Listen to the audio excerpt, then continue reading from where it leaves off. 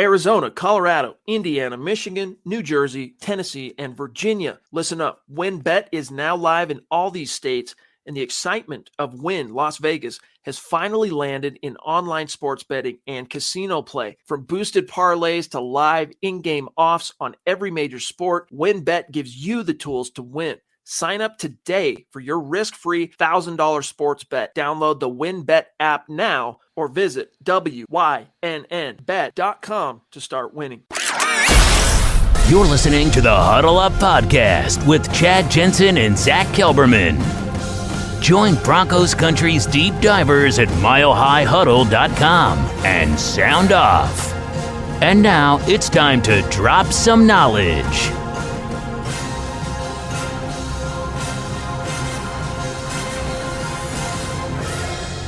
Well, let's get started. Welcome in. It is the Huddle Up Podcast, presented, as always, by Mile High Huddle, powered by Blue Wire Pods. And I'm your host, Chad Jensen. With me, my fellow football priest.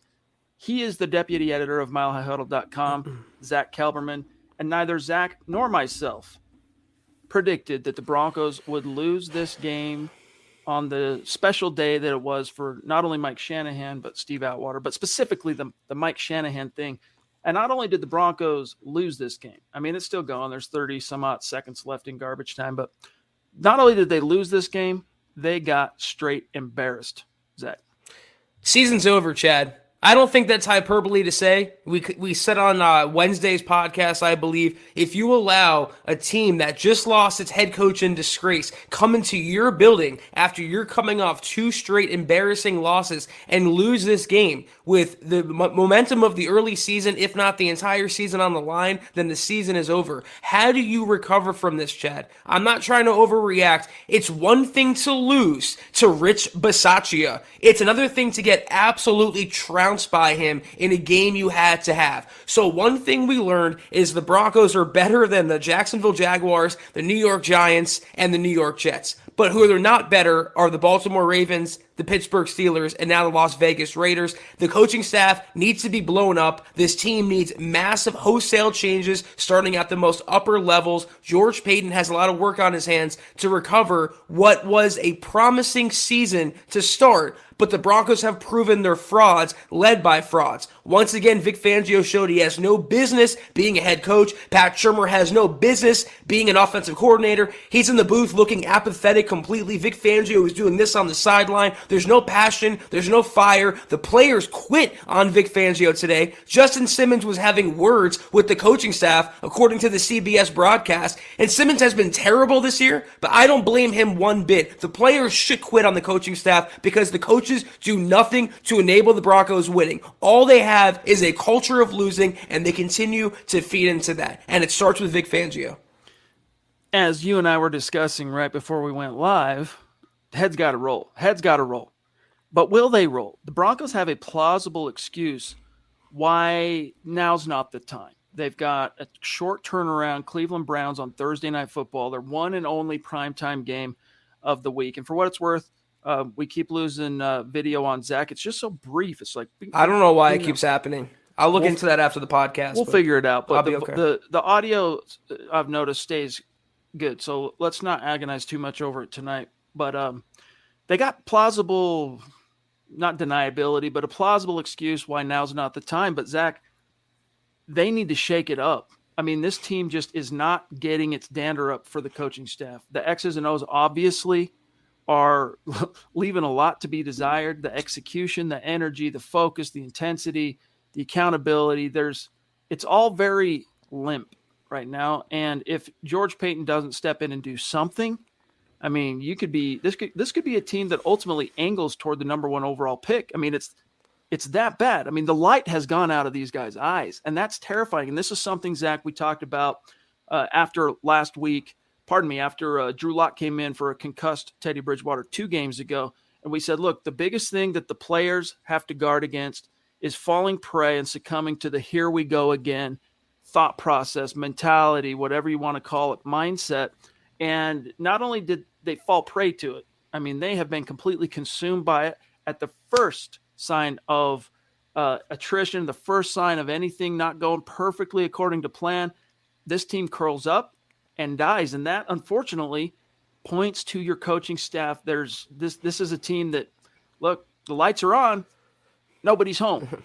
Listen up, Broncos country. TickPick should be your first choice to buy football tickets because they save fans money by never charging any service fees ever.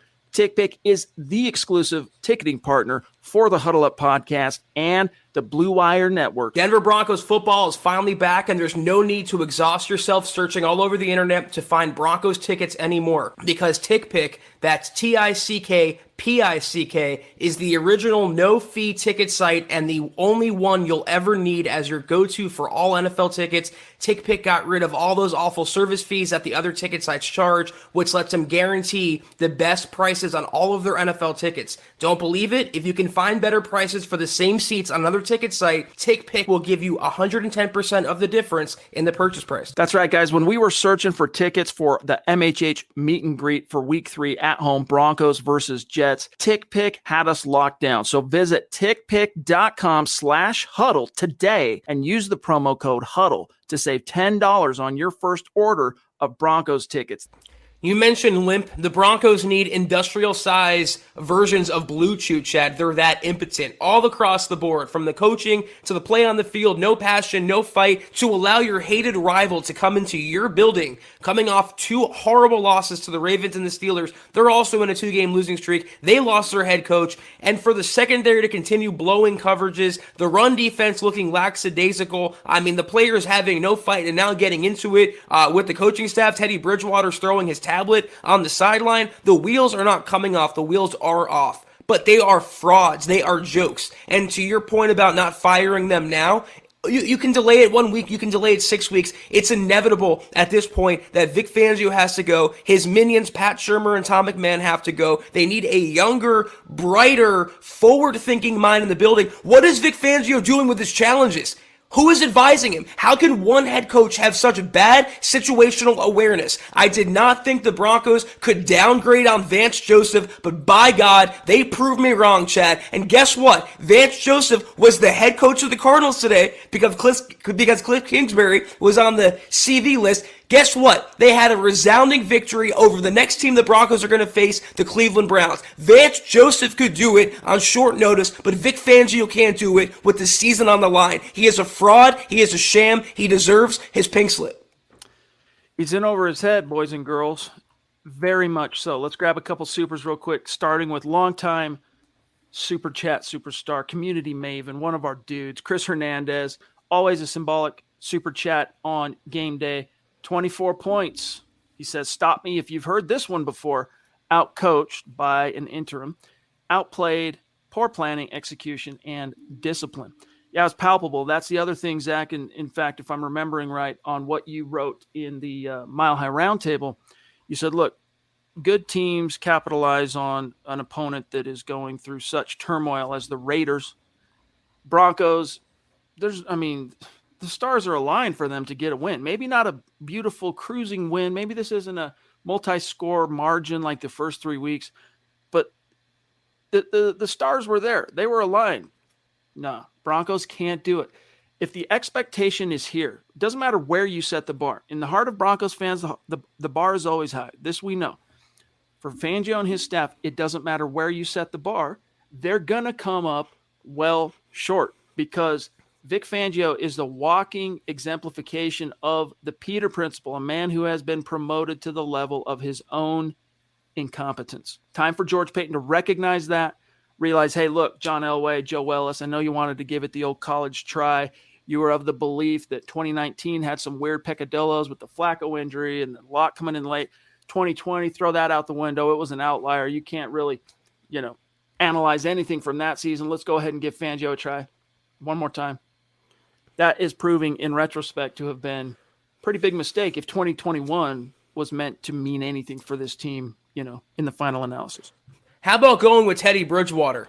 Now after a 3-0 start, when the offense has faced some quality opponents and some more resistance, Teddy has proven to look like what he's been his entire career, and that's a journeyman. You have to wonder, just figuratively, speculatively, how would the Broncos have fared with Drew Lock in the building? Where the meltdown that would have existed with Lock turning the ball over today like Teddy Bridgewater did, it would have gripped national headlines, Chad.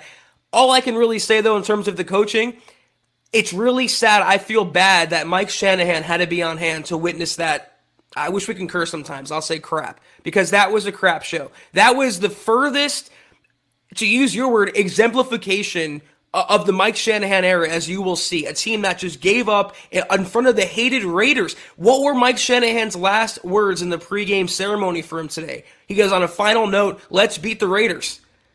If you can't rise to that challenge, if your older, now retired, legendary, inducted coach can realize that, and your current coach has no wherewithal, no situational awareness, and no ability to motivate his players to play to a higher level, what are we waiting on? Why are they still waffling in Broncos country on Vic Fangio? Why are people still caping for him? Why aren't others opening their eyes to how bad this coaching has been? And I'll say it again, nothing will change with the Broncos until the coaching does. Point blank, period.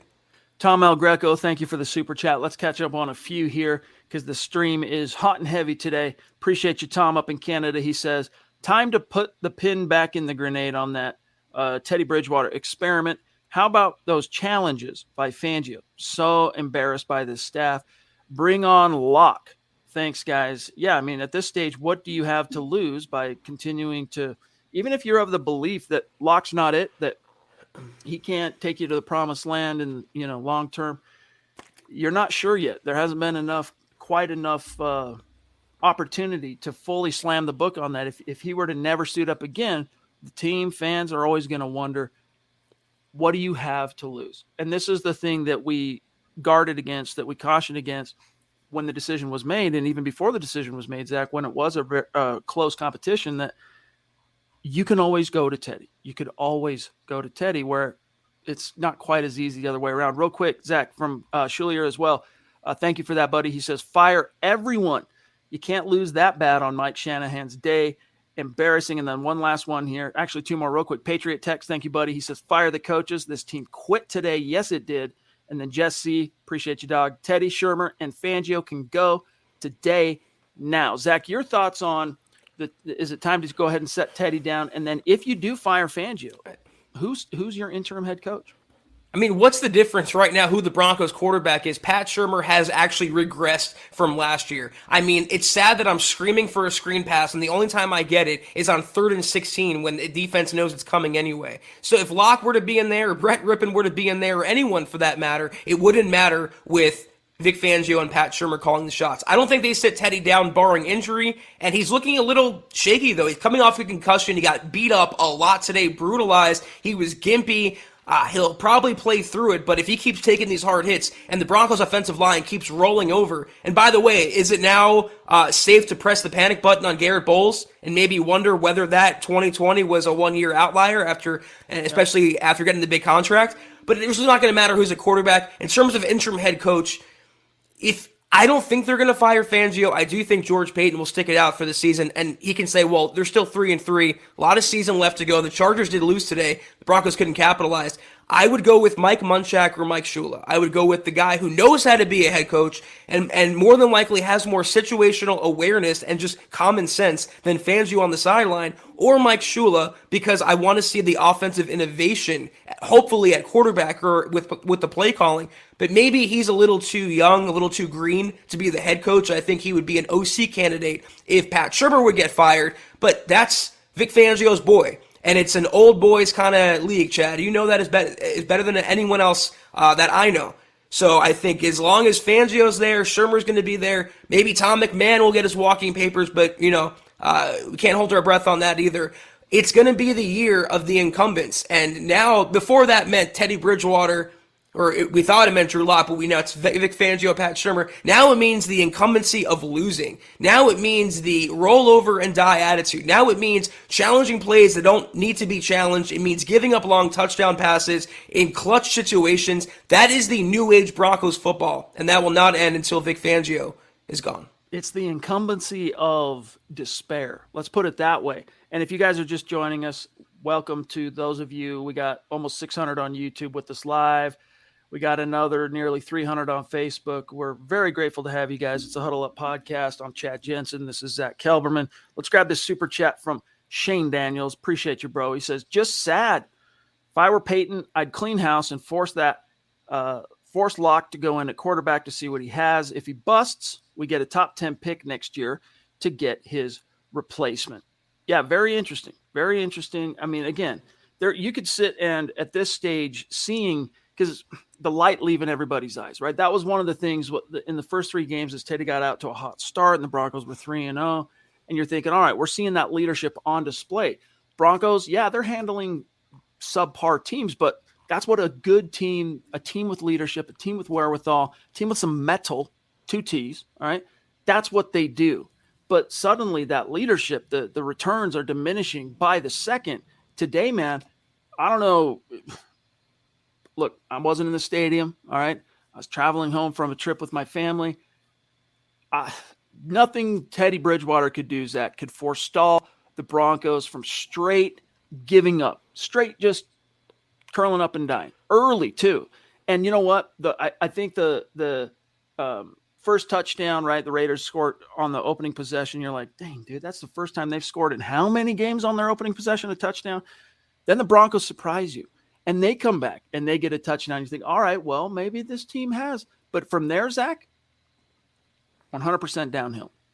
By the way, that was the first Broncos opening drive touchdown since December of 2019. So that spans the entire Vic Fangio era, Chad. There's a common denominator there, and it starts with Fangio and the offense he likes to employ, which is to get the ball back for his defense up a field goal in the fourth quarter and hopefully close it out. And his defense never comes up clutch anyway. I don't really... they did fall apart, but Teddy Bridgewater is not the one blowing coverages. And by the way, I want to hammer home the point again that Justin Simmons, he might have kind of did a Juwan James after getting his contract. He's looked bad with a capital B this year, Chad. I mean, the safeties are always late, Kareem Jackson too, but when Caden Stearns and the Cowboys win on a CeeDee Lamb touchdown, nice to see a winning team play for once. When Caden Stearns is your best safety, that's indicative of the poor play. So Teddy Bridgewater's not blowing coverages. Teddy Bridgewater's not the one calling plays. Teddy Bridgewater's not the one surrendering constant hits, constant pressure, constant sacks. This feels like a bad loss in the Lock era of last year, where it's not just the quarterback. There are multiple factors at play, but the common denominators of those factors are Pat Shurmur and Vic Fangio. It's not getting any better. It's actually getting a lot worse. Smith Corona, it's great to have you with us, brother. Appreciate the super chat. He says, it's panic time for Noah Fant's career in Denver. Well, I mean, he had a day. I mean, this might be a career high for him. 9 receptions, 97 yards, and a TD. This is another classic case, just like last week, of a Pat Shurmur overcorrection. Although I'm going to tell you this, that this is the last thing I'm going to try and criticize Pat Shurmur for today. The unfortunate reality is so many of those stats for Noah came in garbage time. And, it's better than nothing, but where was the execution when the game was still within reach? Where was the innovation? Where was the vision from your top offensive play caller or offensive coach and your play caller who's sitting up in the bird's eye, can survey the entire field? Too little, too late. Dollar late, dollar short. I mean, pick your one-liner. You want to see innovative coaching, just, again, watch Kellen Moore take down the Patriots at Foxborough. I mean, just watch them play and then put on the Broncos tape. It looks like you're time traveling back about 15 or 20 years. It's that bad. So it's really sad that Noah Fant got used, and the only way he was used, like you said, was mostly in garbage time, and Pat Shurmur overcompensating. But I'm actually just happy that he was being involved, and he showed again what he can do, at least as a receiver. Still struggles in run blocking. He has that, Pro Bowl talent. You got to just get him the football. I want to criticize one thing about Shurmur that we haven't talked about yet, Chad. So you were going to get John Brown, the speedster, a package of plays. Where was John Brown today? Was he on the field one singular time? I don't recall seeing him. So Pat Shurmur has wasted John Brown like he wasted David Moore, like he wasted KJ Hamler. It's so unconscionably bad what's going on in Dove Valley right now. Pat Shurmur, for my money, is the most incompetent coordinator in recent history with the Denver Broncos. He blows past Mike McCoy, blows past Bill Musgrave. He makes Rich Scangarello look like Bill Walsh. For what it's worth, they did bring Brown out. I want to count 2 times. Might have been a little bit more than that. Of course, it was strictly as a decoy. I'm trying to remember. The first one was a run, if I'm not mistaken. But yeah, he wasn't utilized. No doubt about it. Hey, Robot of Doom, appreciate you being with us on Twitch, my friend. He says, This was disgusting to see.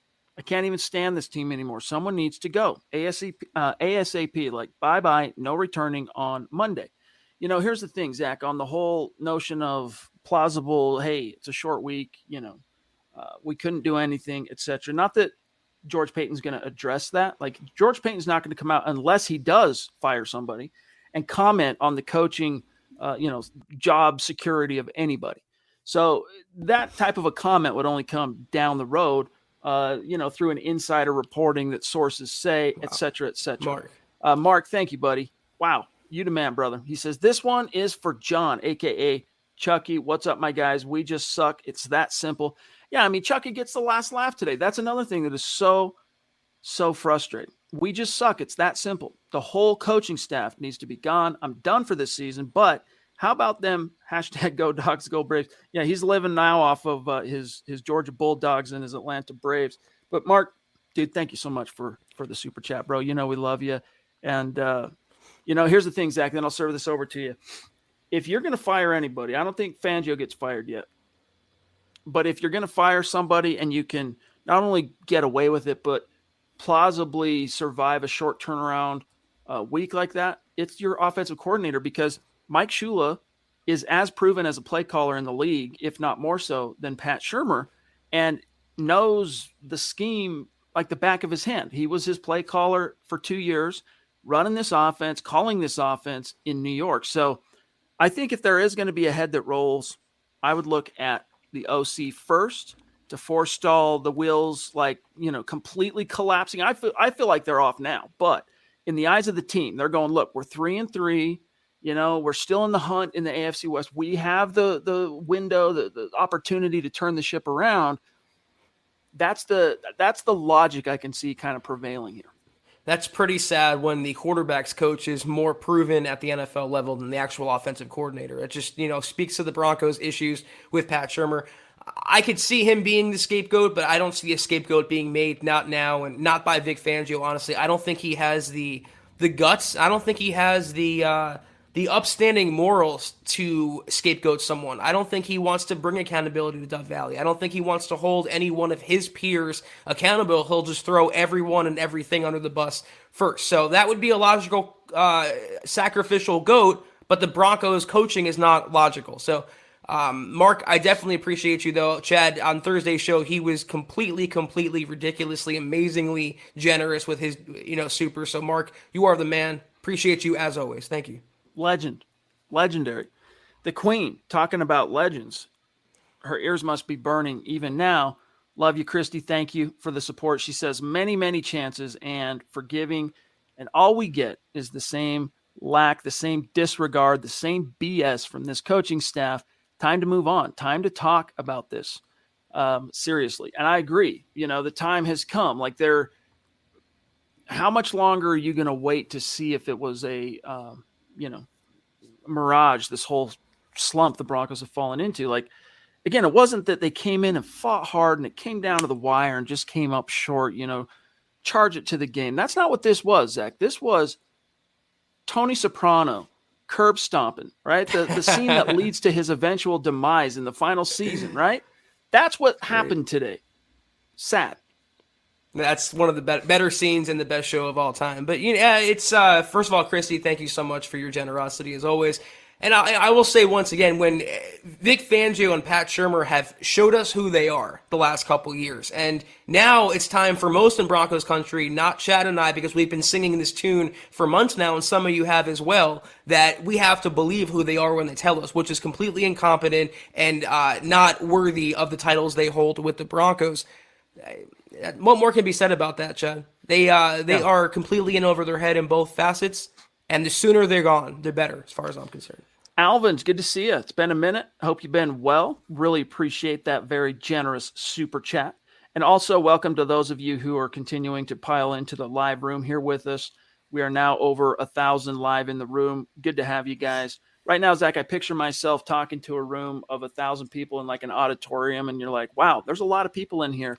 And you know what? Sometimes as your football priests, we're not just here to provide absolution. We're not just here to provide answers. Sometimes we got to help you exercise those demons, and that's what today is about. Alvin Zach says, time to remove the coaches. 3-3 is not what we wanted, no doubt. And the problem is it's not just that they're 3-3, Zach, it's how they got there.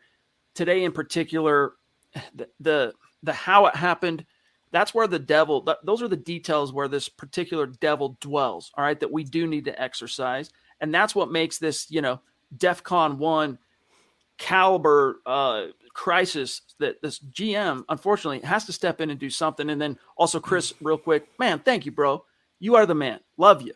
And if we're not spending as much time individually giving you guys the love you deserve on tonight's stream, I hope you know it's just because it's hot and heavy tonight, but we love you. Thank you so much, Chris. He says, this defensive mastermind, in quotes here, narrative is getting old and tired. It doesn't matter if they can't win, Zach. I think you've been reading my tweets, Chris. We appreciate you so much. And Chad, sometimes I'm sure you'll agree, you'll have thoughts that you want to make in a point, but then it'll escape you and you kind of lose your train of thought. One thing I wanted to say, speaking to the last Super, 3-3 is not what we wanted. Well, anyone who met me at the tailgate at the Jets game a few weeks ago, I was not being a wet blanket, but I was kind of just saying, listen, let's get to Baltimore and see how the Broncos play then. Let's see when the season really starts in week 4, how they're going to respond to that. And I had my apprehensions. Some of you did with me as well. Some of you said the Broncos are a team reborn under Teddy Bridgewater. I had my doubts about that, but he's never really been a defensive mastermind. I think if you're a true mastermind, you don't spend, 40 years as an assistant. You would eventually get your head coaching shot. Look at someone like Sean McVay, who was a head coach at 31 years old? Fangio is almost 60 years old when he took the head coaching gig. Why wouldn't the Bears want to ever keep him around to make him the head coach in waiting? These are the things you have to wonder. I think Vic Fangio is a good defensive coordinator, but I would take Wade Phillips over Vic Fangio as a DC 10 out of 10 times. My personal opinion. Real quick, as it continues to be very hot and heavy in the chat, we can't take too much time on any individual comment, question, topic, but I just want to shout out these awesome stars, including Doug, Randy, love you, Andrew, Michael, Howie frickin' Day, and Colby, Lawrence Rivera, Travis, and Howie. Did you see my reply email, by the way? Shoot me back. Let me know to confirm you got that. Travis Weber, love you, bro. Jose, Anthony, Mike Reno, DeAngelis, appreciate each and every one of you. It's just, today's one of them days. DC4004 on YouTube, Zach, a newer name on Super Chat. So welcome. Thank you. Appreciate you. Connect on Twitter. Mohammed Badri, legendary Super Chat superstar on the MHH Mount Rushmore, saying, what's up, rock stars? Shermer needs to get fired now. Hashtag CEO, hashtag Dragon. And then Chill Will. Love you, buddy. Appreciate you. Good to see you. Been a minute. He says, this O-line was atrocious. We missed opportunities to score. Yeah, this is what really gets me here. Ronald Darby and Kyle Fuller was a bad pickup. This coaching staff needs to go ASAP. So, Zach, you pull Fuller because he's been basically in like a 2. He hasn't been impressive really at any point this season, but the previous 2 games, you're really feeling a slide from Fuller. It coincides with Ronald Darby getting healthy, being good to go. On the opening possession, Darby gets torched. Like, Darby's supposed to be your speed guy in the defensive backfield. He's supposed to be the guy that no one can outrun. Henry Ruggs, dude, blew past him. Justin Simmons, never in position. Like, I used to clown. We used to do this on the show, Zach, that we would call him Justin Almost Simmons. Almost making the plays. Now, last year, the year before, he really started flipping that narrative on its ear. He's faded back to the final vestiges era of Vance Joseph, where talk about being a day late and a dollar short. That's Justin Simmons, man. And it unfortunately is coming on the big splash plays where you need your nearly highest paid safety in the frickin' league to be the difference. It just doesn't happen in a Fangio system because when you want the defense to come up clutch, Chad, Fangio's defense rarely, if ever, does. This game had a lot of the same shades as the season finale of last year, where it wasn't the offense that lost the game, it was the defense and Fangio's coaching that lost the game, and it was the reason why the Raiders swept them. In terms of Darby, he had some decent plays, but we never liked his signing anyway, Chad. He was kind of like Melvin Gordon. We didn't really hate the player. We hated the contract. $10 million a year for that. I wouldn't do that again. I think the Broncos might have buyer's remorse just a little bit. But credit to the Raiders. Darby's first game back, Chad, as a full-time starter, And guess what? They target him right off the bat. That is what competent offensive game planning and play calling looks like. And it's sad when you see it in comparison to the Broncos, who have none of that. Sad but true. Sad but true. Let's grab Michaela, the Duchess, jumping in. Appreciate you. And by the way, we missed that last one. We weren't able to grab it. She says, where are all the Fangio and Teddy lovers now? Pretty quiet. Yeah, I mean, it's one of those moments where it's like we dared to hope for a minute there, Zach, that the Teddy decision was gonna make you and I look completely wrong on the subject. And guys, listen, pride is a thing, right? It's a living part of being a human being. If you're a semi-public figure and your opinions and takes are matter of public domain, and you write thousands of articles a year and you do podcasts like this, you're never going to be 100% right. You're never going to bat 1,000 when it comes to your takes, predictions, things like that. And this, Zach, was a prediction we wanted to be wrong on, that it was the wrong decision to go with Teddy, or at least that the decision to go with Teddy was for the wrong reasons. Unfortunately, it's not really shaken out that way.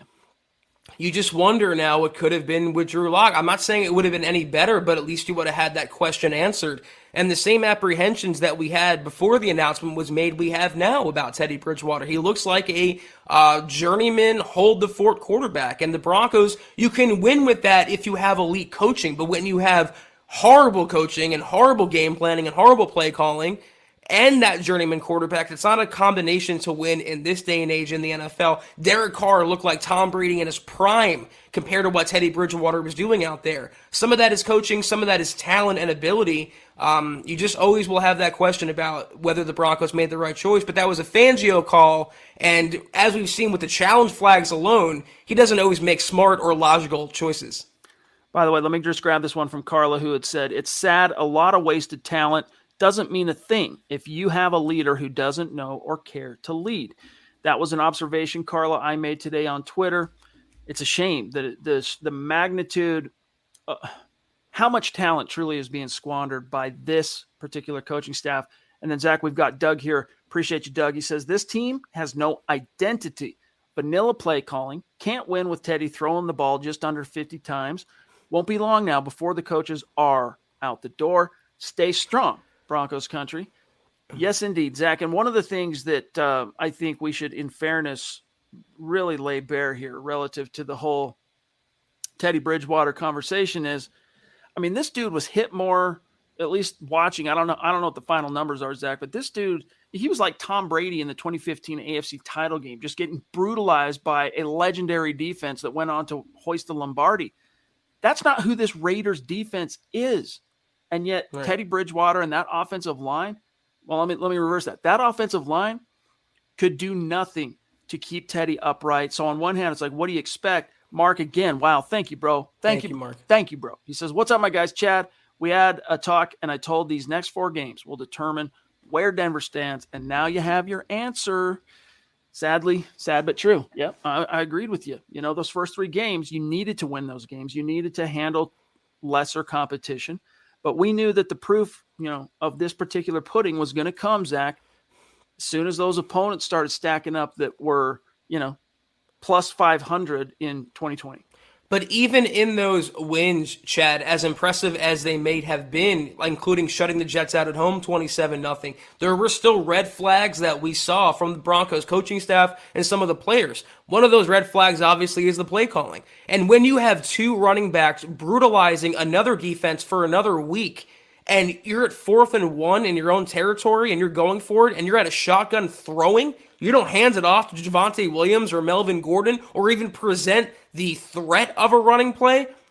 It's fireable offenses if you're an offensive coordinator in the NFL, and that's exactly what it is, and nothing less for Pat Shurmur. It's baffling, but not at the same time. Ricardo, I want to say you're in, is it Puerto Rico? Or I'm trying to remember. Either way, good to see you. Appreciate you. Yes, can't believe the Broncos were outcoached by an interim. Boggles the mind. It really does boggle the mind. Boise, man, good to see you. I'm not even watching us play the Chiefs. Teddy is clearly no better than Locke at protecting the ball. # blow it up, and he wants Kellen Moore for head coach. There's a really nice piece out that Eric really spent some time, Eric Trickle of Mile High Huddle, spent some time last week putting together a list, and it's not just top 5 options to replace Fangio. It's top 5 options to replace Fangio, top 5 options to replace Shermer, top 5 options to replace Donatel. Go read that. Aaron, love you, dude. Thanks. Big A, little A, RON. It's not a gut reaction if we don't have Aaron with us and he's here. He says, I have a lot of words about today's showing, but above all else, I'm a Raider hater. And a Raider hater is what I is. Let's hope the lows inspire highs for once. Win or lose, Sco Bronx. Cheers, Broncos country. You know, dude, if you cannot get up for this game on the heels of 2 straight losses and your first division matchup against the team that is your arch enemy all time, and on the day in which your winningest head coach ever, who had a very public and famous beef with the Raiders, is getting elected or inducted, into the Ring of Fame. If you can't get up for this, shame on you. I mean, sorry, shame on you. But it's 3 weeks in a row the Broncos haven't got up for a game, Chad. It's not just a 1 week occurrence. I mean, with the season on the line, how do you come out and lay that massive of an egg? So, Aaron, I wish I can share your optimism and your enthusiasm, but I can't right now. I mean, the realist in me is reliving a bad movie that's been replaying over and over and over and over again since 2015 when Peyton Manning galloped off in the sunset. It's just a letdown on epic proportions this week in particular. And there's nothing less that can be said about it. I don't think there's a great way to spin this game, even for the most sunshiner of Broncos fans out there. We're optimists, but this is not a performance, especially on the heels of the previous 2, that you can spin. You know, like this thing is stuck in the earth. You know, it's cemented. You can't spin it. Like it's immovable. It is what it is. Like analyze it. Devin, and by the way, real quick, Zach, I'm going to grab Devin and a couple on the back end that I can see that the chat has jumped that we're not going to be able to flash, so I'm just going to read them. Devin Taylor, welcome. Thank you. Appreciate the super. He says, so bad. This loss. Outcoached, outplayed. I'm out of my mind. I hope they don't rush Jerry Jeudy back for this poop show. Definitely understand that. We also got SoCal Johnson, 84. He says, wow, Broncos now lost 5 straight division games dating back to last season. Shake my head. 0-6 coming? Yeah, especially with this leadership or lack thereof. And then, Zach, 2 more. I'm going to serve them over to you. Jake Gerard, longtime Super Chat superstar. Appreciate you, Jake. I was really hoping Mike Shanahan would be our new coach after halftime. What would that have been like, right? The Broncos come back out and Shanny's leading them in the orange and blue. He says, well, we're on to 2022. And then Ron Dubb, who we got to hang out with at the meet and greet, classic quality, classy cat, says, hey, y'all, I had to turn the channel. I couldn't watch it anymore. Who would be a good OC pairing to a Kellen Moore, Eric Bieniemy, or Brian Daboll? Research if needed, LOL. Zach, why don't you respond to that, and I'll pull up this article from Eric that goes over some options. First of all, remember when the Broncos could have hired Kyle Shanahan and didn't? Remember when they could have kept Kyle and kept Wade Phillips around to pair with him? That would have been mighty helpful right about now, Chad. And Kellen Moore, if we're looking that far ahead into the Broncos' next head coach, which should be an offensive mind, probably a guy that's going to call his own plays, so you don't really worry too much about the OC and title, kind of like Fangio and Donatel. Donahel's just a figurehead right now. But I would presume that Kellen Moore, let's say, would pluck someone from the Cowboys coaching staff, a lot of up-and-coming coaches that are working side by side with him. But again, it's all immaterial when you have Kellen Moore. He's going to be the guy calling plays and hopefully paired with the dynamic quarterback coming out of the draft. Yep, and not a great, as we've heard, it's not a great class for quarterbacks, but I still remain optimistic that by the time the draft rolls around, there'll be some quality guys there that should be within the Denver's reach. Well, I'll go over some options here in a second, Ron. Seth Harmon, thank you, bro. Really appreciate it. Generous every single week. Thank you. He's saying there needs to be a leader or leaders who step up and rally. Coaches won't do it, and they'll continue to get blown out if there's no energy. I hate them to lose, but the players' reactions show they care and know they can be better. Yeah, it's embarrassing, you know. You've got 2 players left over from the good old days, Vaughn and Brandon McManus. Brandon, you know, he's your litigator guy, right? He's your guy that you can send into harm's way if you're dealing with, like, you know, a lawsuit or something. He's your player rep. If it fits his agenda, yeah. True. Vaughn, he's a team captain, and he's always going to be viewed as a leader, and he is a leader in that, he's headed to the Hall of Fame and all that. But we've never pretended that he's on the same level leadership-wise as, say, even DeMarcus Ware, a guy that guys not only look to set the tone, but listen to. And not only that, listen to, but like actively go out of their way, like DeMarcus Ware did, and leaders like him, to raise the ships around him. I'm not saying Vaughn doesn't do that. It's just not the same level. The Broncos, look, Teddy, great leader. We know this. But the biggest thing we've said about Teddy is the play, the performance, and the leadership and the intangible qualities. They've never quite balanced out and been commensurate with one another. Leadership way up here, production on the field typically, somewhere down here, Zach. Well, let's break it down. We all know what kind of leader Vic Fangio is. I mean, they showed him multiple times on the sideline, and every single time he had his hands crossed.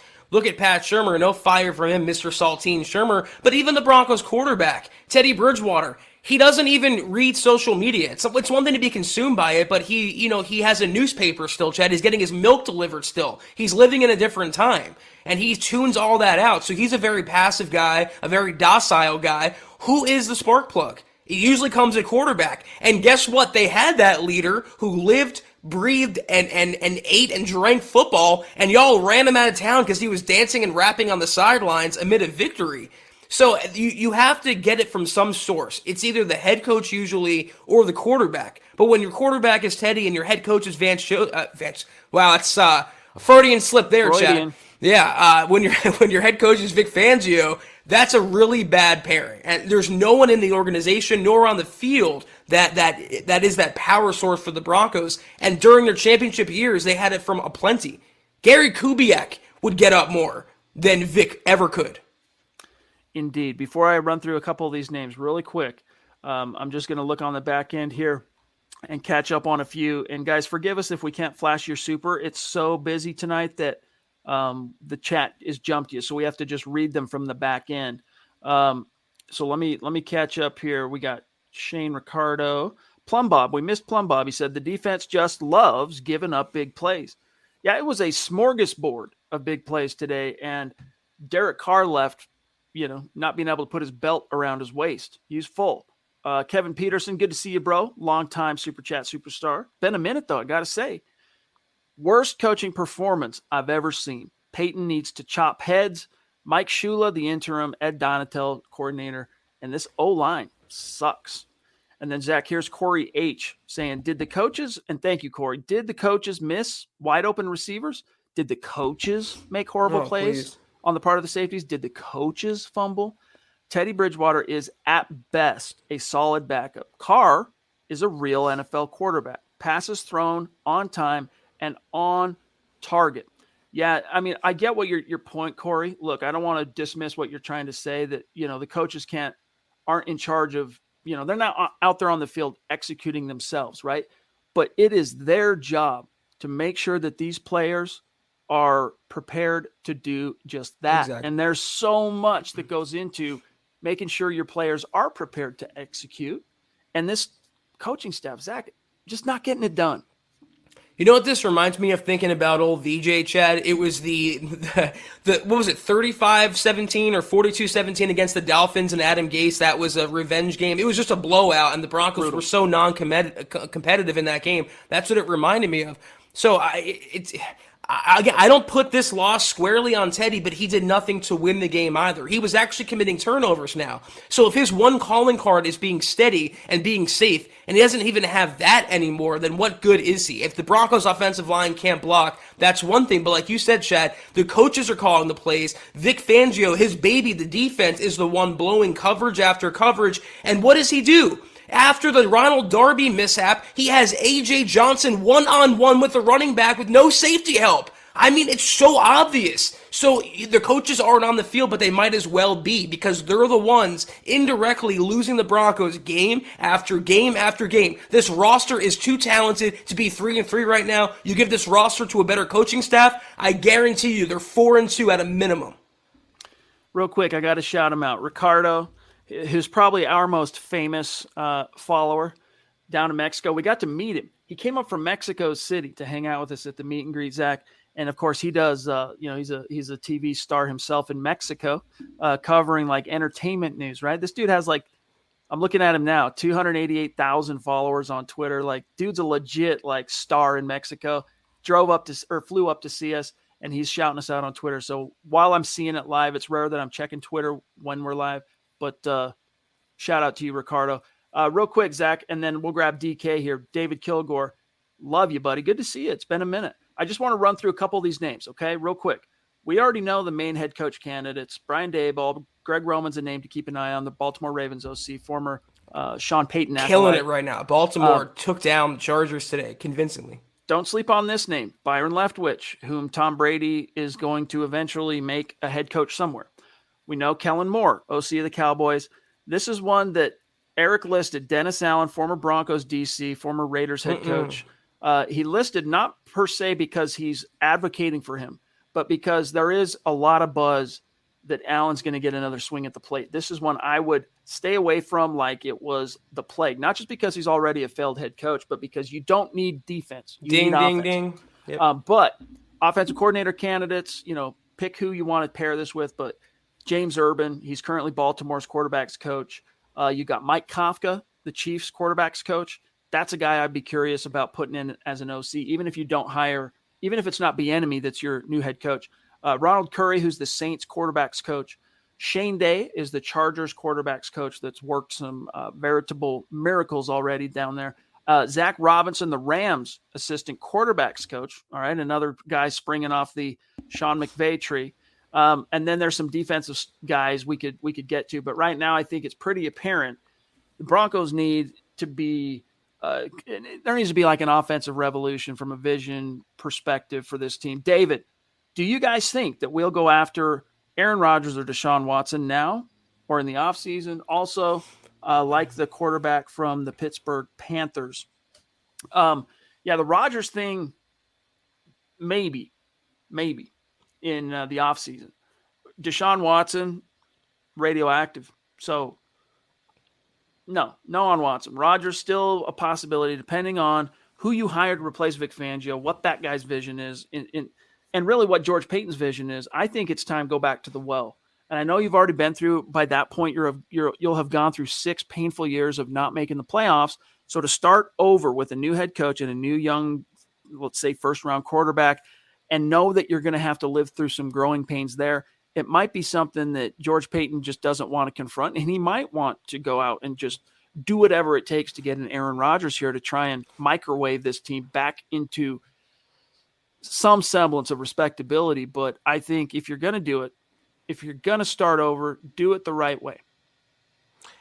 Let me just add 2 more names to the head coaching list. Joe Lombardi, who's the OC of the Chargers, and Joe Brady, the OC of the Panthers. Both are up-and-coming guys, creative guys. I would hire your infant, Chad, before I hire a defensive-minded head coach. They have to go in the right direction, the way the wind is blowing in the NFL, and that's a preferably younger offensive mind. In terms of Rodgers, why would he want to come here? Let's say the Broncos, this continues and they finish, 7-10, whatever, something, non-playoff record. Why would he want to come here? There's rumblings that he wants to go to Pittsburgh. He will literally get to sign his ticket in the offseason as to where he's going to go. And unless the Broncos can start winning and show, or at least show they're going to be committed to hiring an offensive mind, I don't see why he'd want to come here and spend his twilight in a rebuilding franchise. Deshaun Watson, I've heard that Miami wants him and he wants Miami, and Miami's on a downward spiral. That would not surprise me if that trade went down sometime, either maybe not by the trade down, that's a little too optimistic, but right after the season,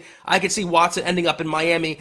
What the Broncos should do is what I think the Broncos will do, which is get rid of Vic Fangio, bring in someone like Kellen Moore, let's say, and then use their probably top 15 or so draft pick, maybe move up for their quarterback of the future. It's time they do it the right way and not keep putting Band-Aids over, like you used to say, Chad, bullet holes.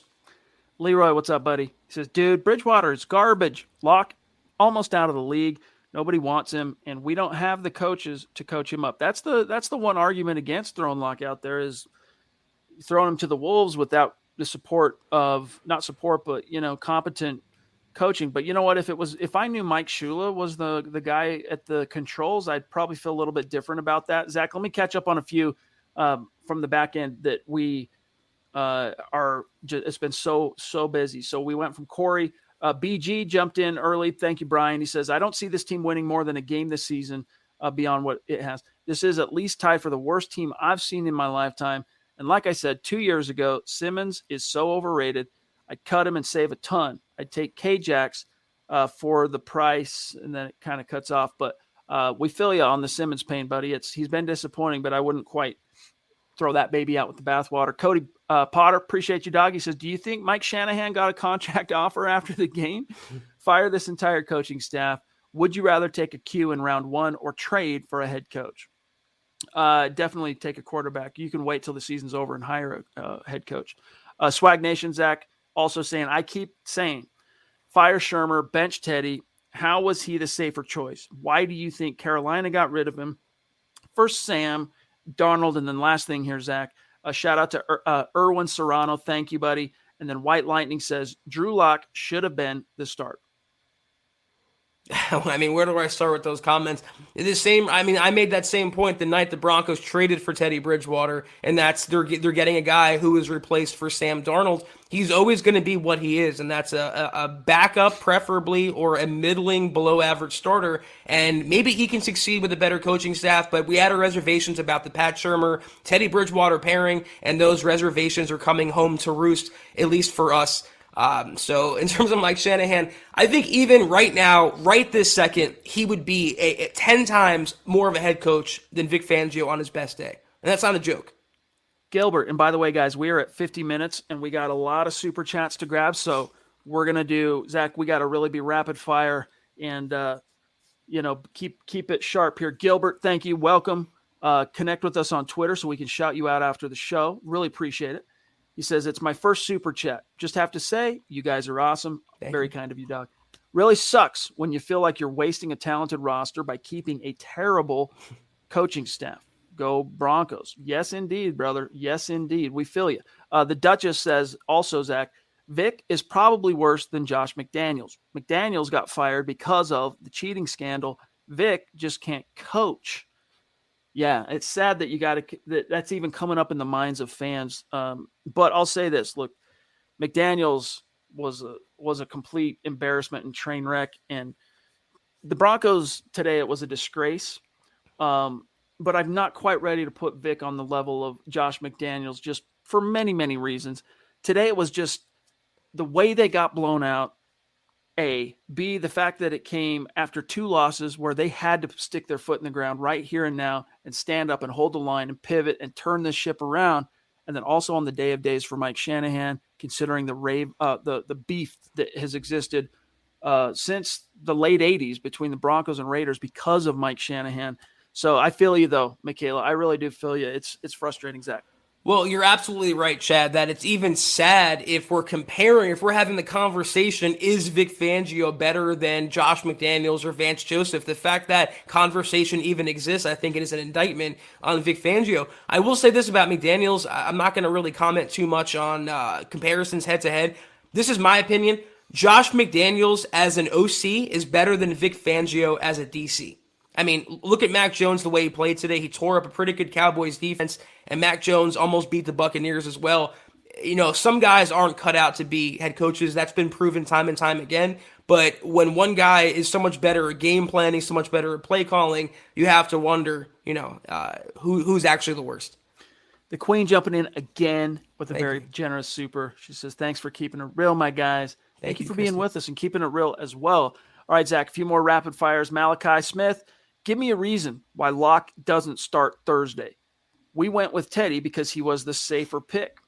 I'll give you the reason. Doesn't make it make sense, but the reason is going to be quick turnaround, blah, blah, blah, blah, blah. Vic Fangio already said at the podium today, do you anticipate making any changes to your coaching staff in the wake of your third straight loss? One word answer, no. So if left to his own devices, Zach, Vic's not about to fire anybody, but George Payton most certainly could.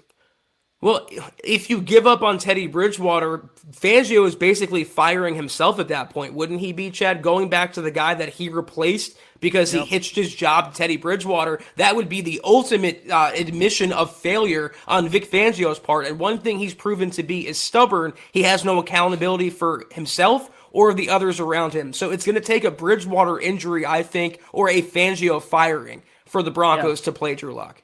I think you're right on the Fangio thing. I mean, until and unless Fangio gets fired, you're probably not seeing Drew suit up unless Teddy's hurt. Lawrence, thank you for the stars, bro. He says, give a new coach the rest of this season to see what he can do and have his actual mind made up of how he wants to head into the offseason. Yeah, it just doesn't happen that way, dog. You know, once you're in the season, it's so consuming and so many bricks have been laid into that wall to get you there that you just have to hold on for dear life with an interim once you fire your coach, and then you hire when the season is over. That's just the way the NFL works. All right, Zach, here's Burn the Guitarist. Zach, good to see you, buddy. He says, hey, guys, long time. Steady Teddy throwing 3 picks against the Raiders, plus his fumble. Yeah, I'm throwing up that crow I ate regarding the quarterback decision. Indeed. And David Kilgore again. Thanks, buddy. Hope you got your answer on Rodgers. Jeff C. Zach, how is this an NFL team? What the are we watching? They say a coach change would be a disaster. Well, look at what Vegas just did to us. Hashtag fire them all. And then Jetty Splash says Coach Gruden has not been long enough. Coach Gruden has not been long enough to impact the Raiders' performance. Gone long enough? I don't know.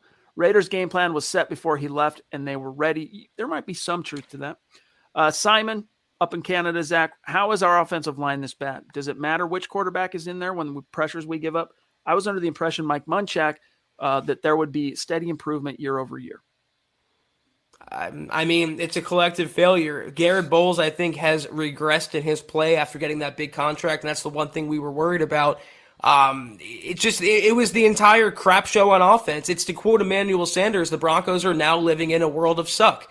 And, it's nothing incredulous. It's nothing unprecedented that we've been seeing. This is just Broncos football post Peyton Manning. Every single year, no matter the coaches, no matter the quarterback, it's the same letdowns, the same losses. And the one thing about Gruden, his game plan might have been left in place because of they got a special teams guy to run the ship, but that special teams guy had the Raiders ready to play. He had the intensity on the sideline. He was animated, unlike Vic Fangio. That's pretty sad. A first-time ever head coach. But also, the OC of the Raiders is much better than Pat Shurmur. So it's one thing to have the game plan. It's another thing to execute it in-game with the play calling. And it's another situation where the opponent is so much better coached on offense and prepared than the Broncos are under Pat Shurmur. Naj, what's good, buddy? Thank you. He says, if the coaches can't create a spark, I think Peyton can by firing someone. I'm so thankful for your show. Thank you, bro. We're thankful for you. I almost put my head through the TV multiple. I believe Knowing it, Naj. Naj, this is something we believe. Best play of the day was the onside kick. Shake my head. Yeah, props. Was that Sobert? What's his name? Eric Sobert. I think him making that play. Yeah, that was nice to see. Hey, hang one skin on the wall for old Tom McMahon on that one. But that was just a really nice kick by McMahon. Too many McMahon names. McManus. That was just a nice, perfectly pooched little onside that the Broncos were able to capitalize on, Zach. Well, let me rip those skins off the wall because you had the Raiders punter booming literally 80-yard punts and Sam Martin shanking 36-yarders. So, drink every time the Broncos special teams lets you down. I think you'll have alcohol poisoning every single game. It's not going to matter anyway, though. It's Vic Fangio's boy. We're going to be going over tonight, and that's just the way it is. Let me catch up on a few here, Zach. Eric Ortegon, good to see you, buddy. He says, Mike, looking a bit gray. Yes, Shanahan. But he could roll out the rack and outcoach these dudes. I'm being serious. Make Mike the interim. Yeah, I wish it worked that way, bro. Cristobal, by the way, Mike, he's not coaching anymore. He's angling for the Hall. He wants to get into the Hall of Fame now. Cristobal says, our team has given up before the game is over. Am I the only one to see Sutton and other players give up on that interception? And then Kevin Peterson, Zach says, it's not the quarterback, it's the defense. Vic is supposedly a defensive coach. Come on, dude. 34 points. Zach, what do you say to the notion that the Broncos players really gave up on at differing points. You could see it happening like dominoes falling, right? They gave up on these coaches. The coaches gave up. You can say it however you want, but these players, dude, gave up the ghost today. Like they were like, yeah, I don't want to be here anymore. Let's go ahead and get this over with. I mean, I literally tweeted about it during the game, and then it came out that Teddy Bridgewater was throwing his tablet, and then the ultimate admission, at least from the CBS broadcast crew, was that Simmons, who had a horrible game like usual this season, he was having words with the coaching staff. So that proves now there is disharmony, there is now turmoil in Dove Valley, and it reminds me of 2016 and 2017 for that matter, when it became toward the end of the year offense versus defense, because the defense was carrying them every game and then getting mad at the offense for not doing anything. Well, now the defense is blowing every single game with their lack of covering players that can hurt them down the field. You'd think the Broncos would have adjusted when Hollywood Brown torched them in the Baltimore game. You think they would have adjusted last week when Deontay Johnson burned the Broncos in that loss. But now to allow Henry Ruggs after the first grab, then you allow Brian Edwards down the field and another Ruggs grab. You see it in the Broncos. I mean, and then the Raiders had that walk-in touchdown,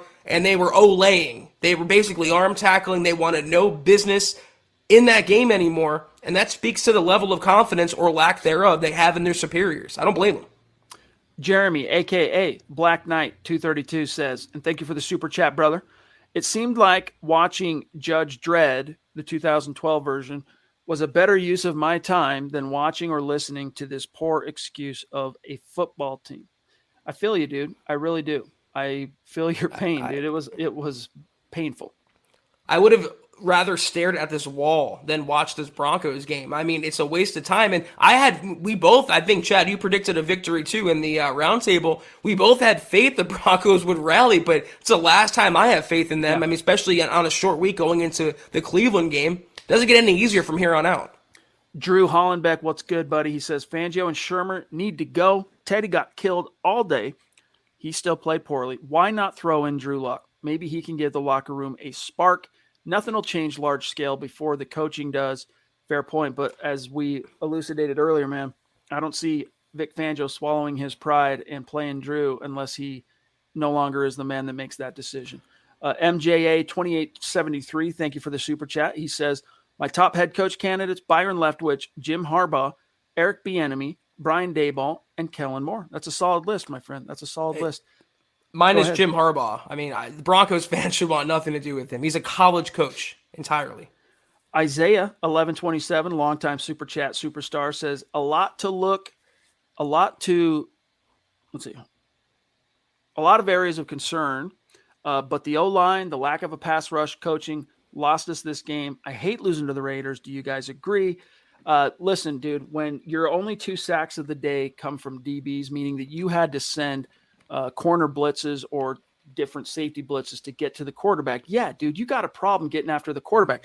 And Derek Carr, he's always been, for the most part, kind of a difficult nut for the Broncos to crack, with only a couple of exceptions that I can think of off the top of my head, like the game in which Derek Wolfe broke his back, basically. But he's really good at getting the ball out quick, negating, and he's very Von Miller conscious, right? Like, anytime Derek Carr is in front of a camera and it's Bronco week, you hear Von Miller. So, like, he's hyper aware of what Von Miller can do, and that informs not only how he plays, how he reads the field, how he makes his decisions, but I'm sure, Zach, it informs how the Raiders game plan, and they've neutralized Von. And Von's your only horse getting after the Q. Like, Draymond Jones, he can create pressure, but look, pressure who was it that was writing about this? Forgive me. It was at MHH this week. I'm trying to remember whose article this was. Might have been Eric. Forgive me. But pressure, they say, oh, you know what? Even if they're not getting home, Zach, and they're not stacking up the quarterback sacks, production. Hey, pressures are just as important. BS, man. No, it was Tom Hall. Thomas Hall's the one that laid this out. My apologies, Tom. BS, and I agree 100% with Tom's analysis. Go look at his analytics piece. It spells this out.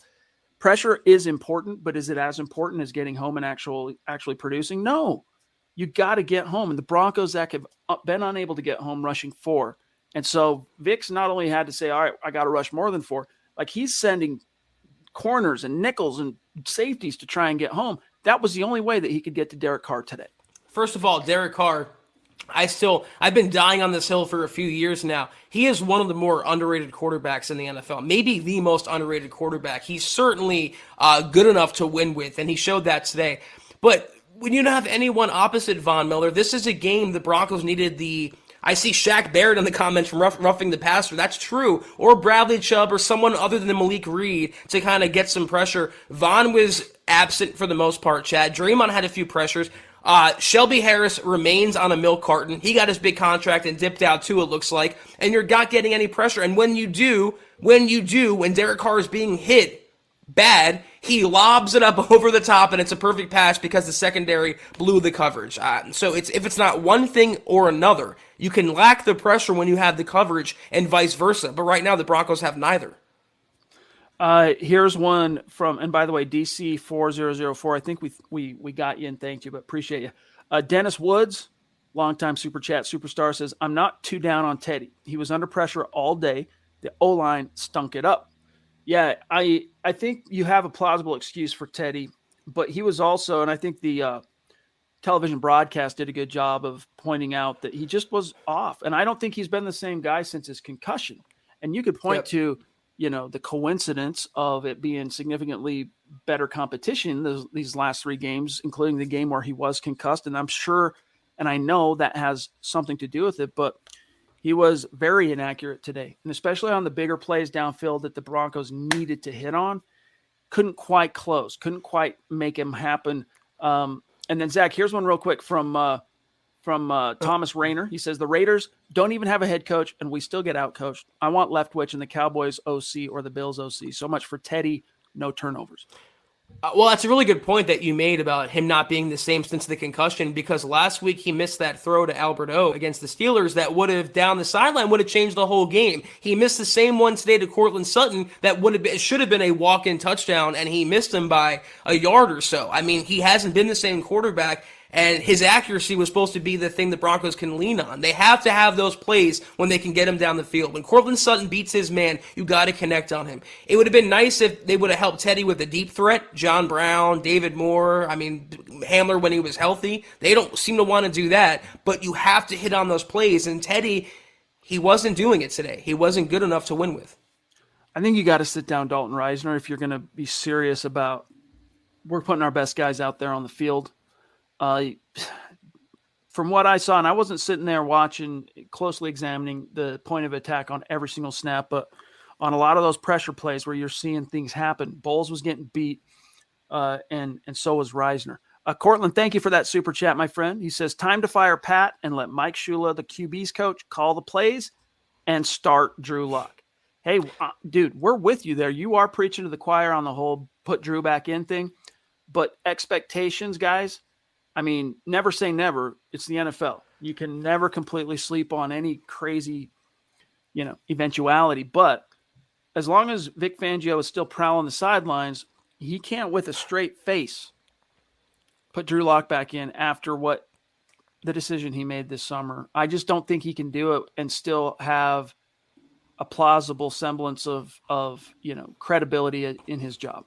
I don't think the players believe he's credible now. I don't think they have any respect for him now. I was going to make the same point, but Cortland, that would be absolute anarchy in Dove Valley, and I love it. I freaking love it. I would love to see it. I don't think the Broncos are going to make those changes though at 3-3. Those are the radical changes you make when you're 3-6, 3-7. When the season is still in front of you, and now it's 17 games, 18 weeks. You have a lot of season left to go. So. Not going to happen now. Dale, now we got to close these out, so we're going to very much rapid fire. Dale came and saw us at the meet and greet all the way from Palm Springs, and it was pretty close. He couldn't find us in the first part of the day, but he found us in the second part, and that's what made all the difference. He says, Teddy, too safe, became Teddy turnover. How many losses in a row before trying Lock? Yeah, again, when you get to 4 losses in a row, I don't think anything forestalls Vic being fired. And that's probably when you would see the Broncos maybe consider making a quarterback change and putting Drew back in. But I don't think Vic's getting fired after this game. But I would be surprised.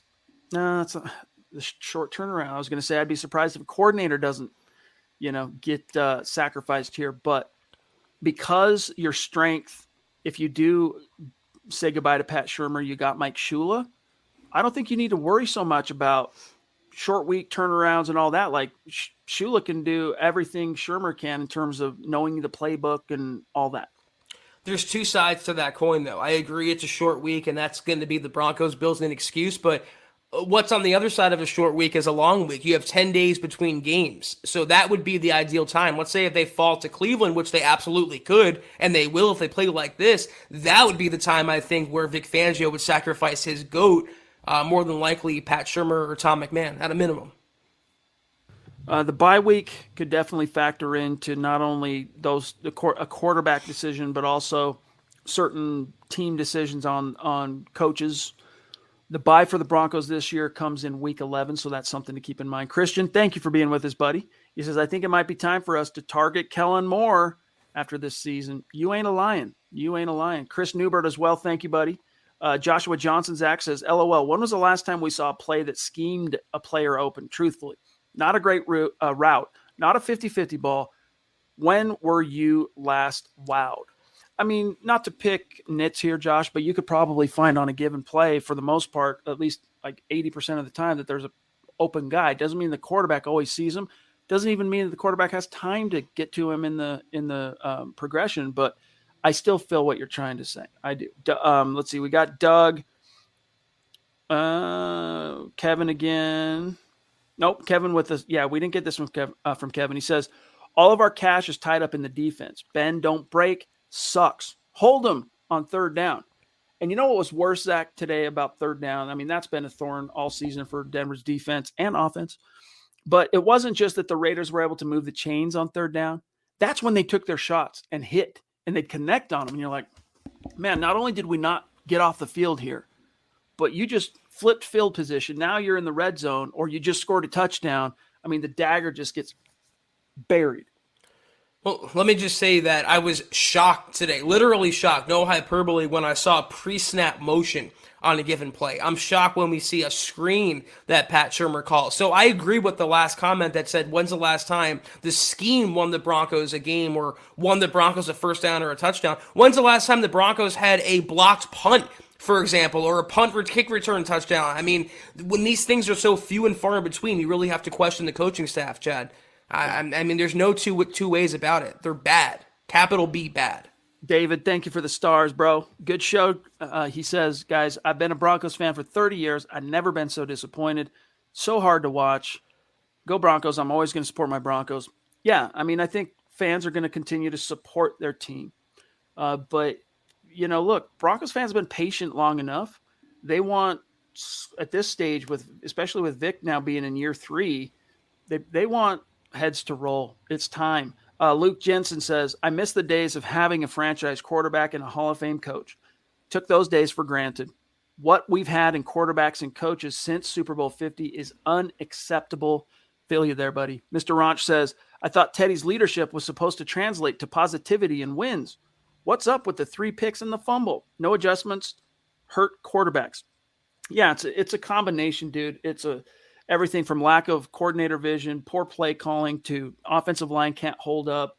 I mean, Teddy Bridgewater is not Superman. You start beating him up like that, Zach, quarterbacks are going to break, and they're going to start throwing the ball earlier. They're going to make rush decisions. And, you know, there was a few plays today that Teddy, on those picks, that you're like, you didn't see that guy, but then you realize, Zach, that pocket's crumbling in around him. He's about to get hit, like he's having to unload. So he's not able to sit back there with an appropriate amount of time, which is 2.5 to 3 seconds. That's what you need, and diagnose the play. But at the same time, I'll say this. Upon first viewing today, there were times Teddy seemed a little trigger shy.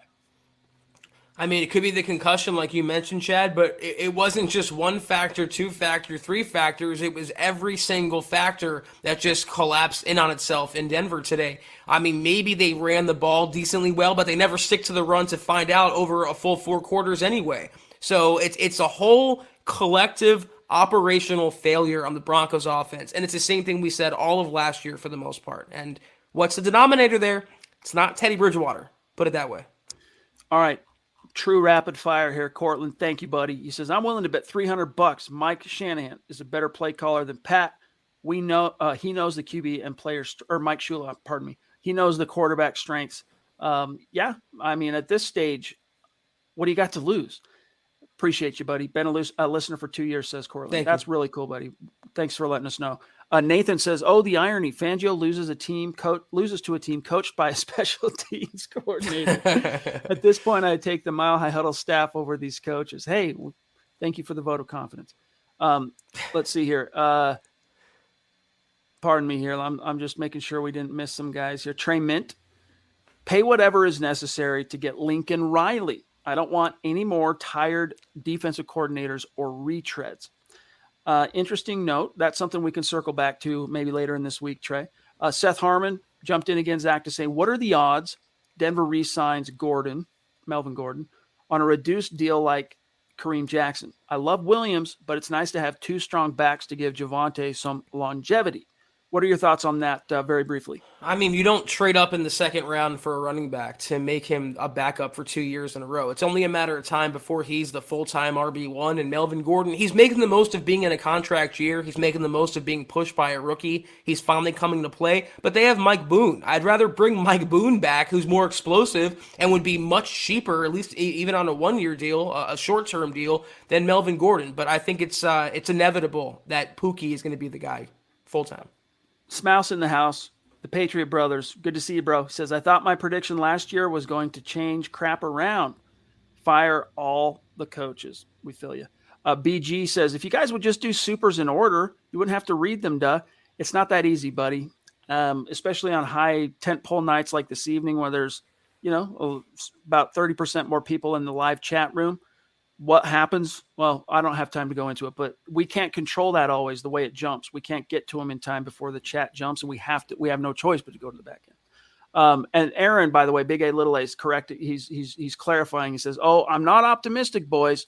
We're a dumpster fire. I've just had enough Coors to appropriately redirect my pessimism towards the silver and black." I like that. I like it too. And Mark Langley saying, sorry about my typo, Chad. Love you. Love you too, bro. Have a good night. Luis says, Jones looking good. Coaching staff left unaccountable. Let's see. M. Jones looking good. Coaching staff left unaccountable. Bad gambles on free agency and extension signings. I'm starting to think George Payton's hype was just hype. Are you having any second thoughts about George Payton, Zach? I mean, he was saddled with Vic Fangio. What was the ceiling realistically going to be with Vic Fangio and either Drew Lock or Teddy Bridgewater, the guy that Vic Fangio went to bat for? I think when, not if, George Payton gets his guys in the building, his head coach, his quarterback, with the team he's put together, I think he did a really nice job building the roster. I think he made a lot of nice value signings. I think he had a great draft class, Chad. So for a first-time general manager that's saddled with an incumbent lame duck and now proven incompetent head coach, I don't lay the blame at George Payton's feet. Not even close. To do so would counter what we said earlier, that this talent, which the Broncos do have still a lot of talent, even as bodies have dropped significantly as far as the injury bug, there's so much talent here. The coaches are squandering, and that speaks to what George Payton did this offseason and really what the last 2 or 3 years of the Elway, Matt Russell regime was able to do. Luis Cano says the ransom for Matthew Stafford, starting to look like a bargain. Yeah, feel you that. Only because he has Sean McVay. Pat Shurmur is the furthest cry from Sean McVay. And that's the beauty of having elite coaching. You can make an average or above average quarterback into damn near elite. And that's what Matt Stafford's playing at right now. That's why Sam Darnold looks so good in Carolina with Joe Brady. Herbert with Joe Lombardi. I mean, on and on and on and on. It's all in the coaching. Last two, Corey H. says, George Payton had Stafford on the table and turned it down. He failed 100%. Maybe. I mean, if you think that would have changed or altered this season, I don't think it would have because the coaches suck. Michaela says, we have a racist troll in the chat. We'll keep an eye out for that. Okay, we got him. All right. Guys, with that being said, we got to go. Thank you so much to each and every one of you for spending some time here with us. Our Facebook community, real quick, Zach, if you want to start the rundown, I'm going to show how we finished on Facebook today and then do a quick update for everybody on where we stand on the Pat Surtain jersey. But we got a dip. We did get this, though, right, from Corey? Yes. Yep. Okay. George Payton did have Stafford on the table, turned it down. But with these coaches, Zach, would Matthew Stafford be lighting up the NFL in the same way, right? But I saw a comment that said George Payton failed because he didn't get a blue chip quarterback in this year's draft. For what purpose? To serve him to Pat Shurmur and Vic Fangio for them to ruin his development? No. So I'm going to continue on, I guess, dying on that hill with more and more bodies laying next to me. But this was the Huddle Up podcast. This was the Gut Reaction podcast. Until we see you guys next time, which is tomorrow for the Aftermath episode, be sure to follow us on Twitter at HuddleUpPod. You can follow the main account on Twitter at Mile High Huddle. You can follow Chad on Twitter at Chad and Jensen. You can follow myself at Kelberman NFL. If you haven't, go to HuddleUpPod.com and get yourself a hat, get yourself a shirt, hoodie, coffee cup, etc., etc. Also, Facebook.com/Mile High Huddle. Hit that big blue button, become a supporter today. Kelberman's Corner, Broncos Book Club, and Trickle Zone. 3 exclusive shows at your fingertips. We appreciate those who are tuning in. Also, Facebook. Real quick, guys. The last 2 weeks, because of things, just a weird confluence of events, we haven't been able to be as consistent on the premium pods.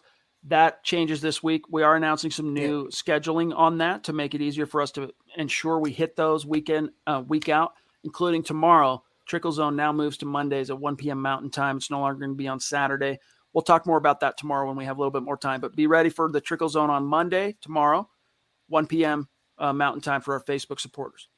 And guys, go to Facebook.com/Mile High Huddle Pod and like that page. And if you haven't already, guys, go to Apple Podcasts and leave your football priest, as you see on your screen right now, a 5-star review for a chance to win some swag each and every month. We want to give it away. We need those 5-star reviews. Also, and if you haven't done any of these things, please do these 3 things to take a few seconds. Subscribe, like, and share this video and every video you see on the MHH channel. Helps us grow and reach more Broncos fans just like you. And real quick, Chad, for anyone who noticed, I've been kind of under the weather, so that's why my voice has been giving out. Best believe I'll be better tomorrow, and I'll be spit in vinegar once again tomorrow's episode.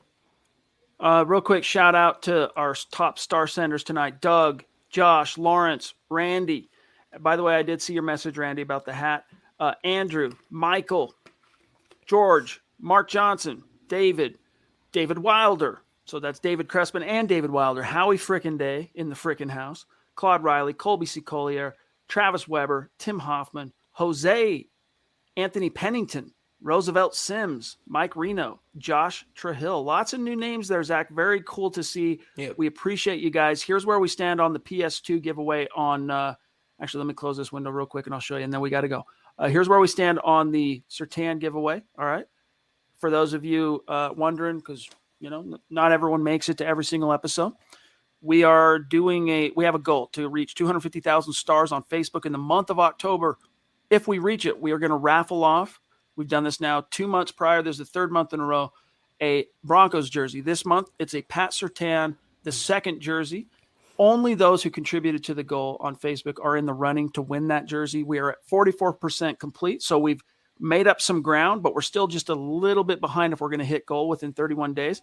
And then, Zach, here is the leaderboard, and this counts tonight, by the way.